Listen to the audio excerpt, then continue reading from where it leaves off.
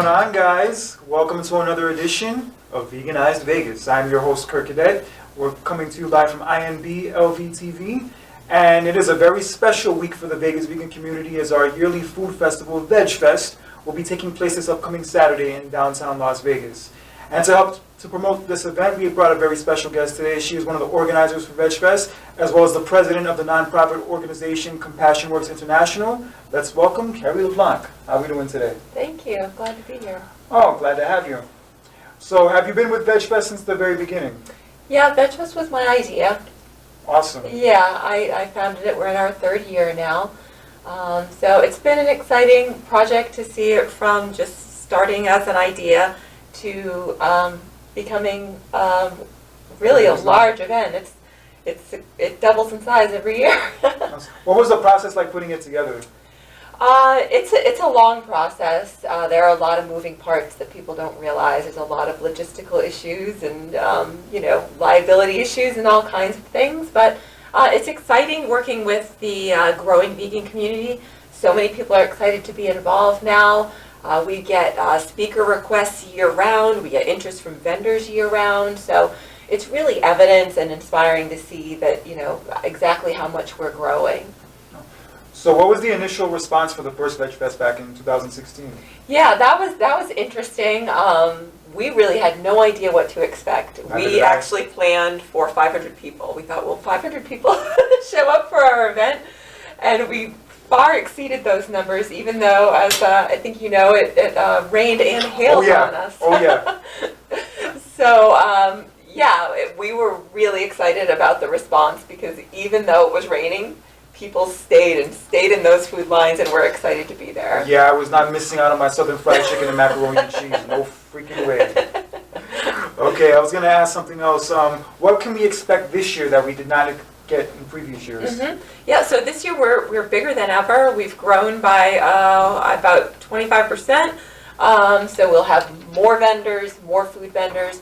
We've added more amazing speakers onto the stage. So there's just more to do, more to see. Bounce houses for the kids. They have bounce houses too? Yeah, we'll have some bounce houses. We're really growing into a large-size festival. They don't have an adult-sized bounce house, do they? I wish they did. Oh, maybe next year, Kurt. Hopefully. Do you think this food festival that we have in Vegas solidifies how far the vegan community has come in this city? Oh, I think so. I think it's grown enormously. I've been here for 5 years, and it's boomed, and I think it's the result of a lot of amazing effort by folks like yourself and hopefully Vegfest and other types of advocacy, and just a growing national and really international interest in veganism.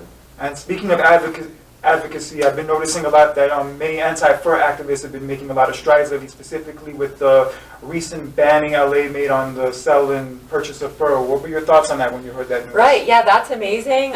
Anti-fur advocacy has been in the works for a long time. A lot of people put in a lot of effort. So this is a fantastic result. And what we've seen, my organization works on the circus quite a bit. So what we saw with anti-animals in the circus is a pattern of what happens in California then follows around the rest of the nation. So definitely, when we were able to get a lot of circus activity banned in California, it's slowly spreading to the point where obviously Ringling Brothers is now closed. So we see a pattern, a really successful pattern. If we can make change in California, it slowly will trickle across the country. Looks like New York is next. Yeah, absolutely. But I know there's certain criticisms that activists get for the way they go about activism and the way they go about confronting people. Do you think certain forms of activism are counterproductive and hurtful to the movement? I personally do. At Compassion Works International, we focused on friendly, engaging types of advocacy.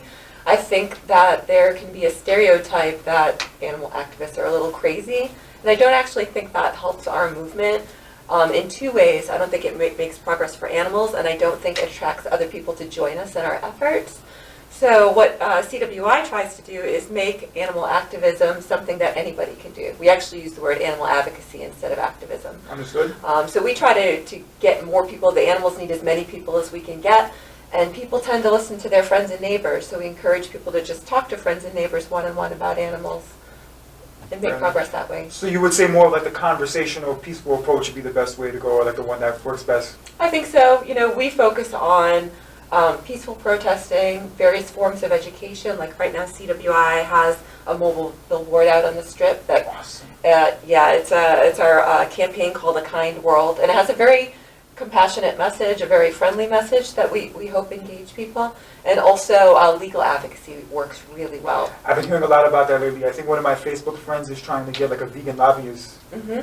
Yeah, I didn't realize how much that was into that until she started talking about it. But it's really key. When we use friendly, compassionate forms of advocacy to raise awareness, it sets the stage, it primes the pump for making changes at a legal level, which is when really we see real progress is made. I mean, that's right. To a degree. How long have you been vegan for? 10 years. Wow. Yeah, I've been in this movement full time for 7 or 8 years. And did you do it more for the animal cruelty aspect of it, or more for the food health aspect of it? I'm an ethical vegan, so I got involved in it for the animals. That's 100% reason why I'm vegan. And as soon as I went vegan, I started devoting my life to advocacy, and within a short time, joined forces with groups like Compassion Over Killing and an organization called Farm that runs the Animal Rights National Conference, and eventually I became the first ever Director of Operations for Mercy for Animals. They're the largest farm to animal protection organization in the country, and from there I formed CWI and moved to Las Vegas.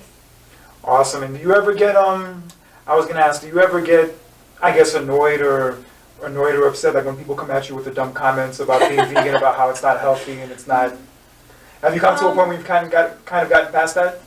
Yeah, that stuff it just rolls off my back. I don't think a lot about it. I think at various points these things can get to all of us, and it's about how we handle that.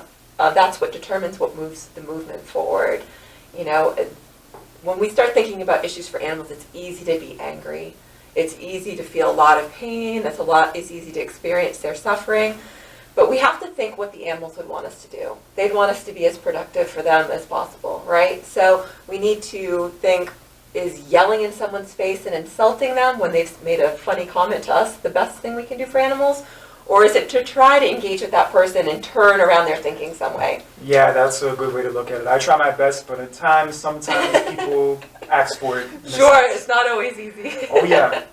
Have you been to any other vegan food festivals outside of Vegas, like in LA or New York or Portland? Oh, sure. From my nonprofit, we actually will table. So I've been going to the Vegfest in LA for a number of years. I hear good things about that one. The one in June, I think it happens. Yep. That's great. It's one of the biggest ones in the country. So I try to get out and experience different ones to bring ideas back to Las Vegas that we can use at Vegas Vegfest. Awesome. And how do you think, in a sense, so far, Vegfest stands out from those other food festivals? I've had a lot of great feedback from folks who've come from other parts of the country and said that Vegas Vegfest is one of the best Vegfests.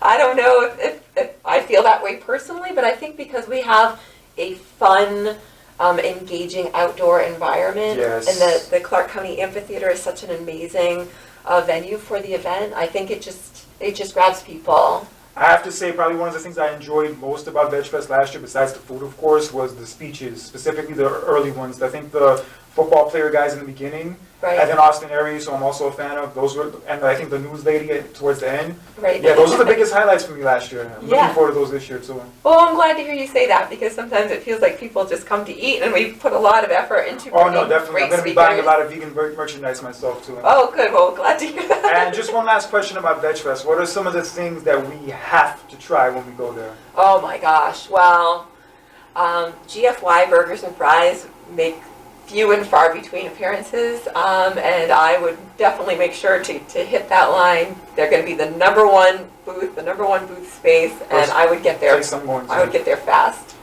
I just learned my lesson that this year I will not be eating the nachos first. You won't eat it? No? I had that first last year from Simply Pure, and I was pretty much full for the rest of the day. Oh, no. I had to force myself to eat the rest of the food because I wasn't going to leave without trying it. Well, there you go. Sometimes you just have to pack it down. Definitely.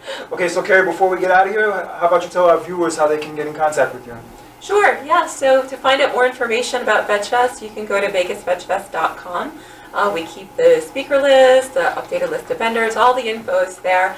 And if you want to get involved in animal advocacy, either in Las Vegas or nationally or even internationally, you can visit us at Compassion Works International, which is CWINT.org.